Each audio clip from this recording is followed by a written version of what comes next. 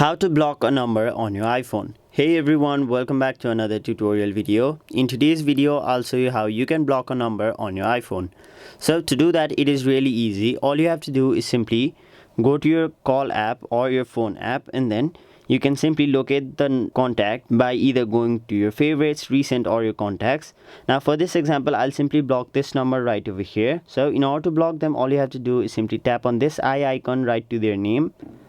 After that, you will be taken to their details page where you'll have to scroll down, and then on the red text you can see the option block this caller. Simply tap on it, and then a pop-up will appear asking you whether you are really sure you want to block this contact. Now once you block the contact, you will not receive phone calls, messages, or FaceTime from this person. So once you're really okay with that, tap on the option block contact, and there you have it. So that is basically how you block contacts or you block a number on your iPhone.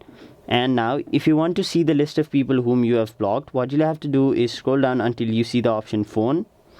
After that, scroll down and then you can see the option block contacts. So that is basically how you block contacts on your iPhone. That is it for this video. Hope this video was helpful to you guys, and if it was, make sure you like this video and subscribe to our channel so that you don't miss out on further videos such as these.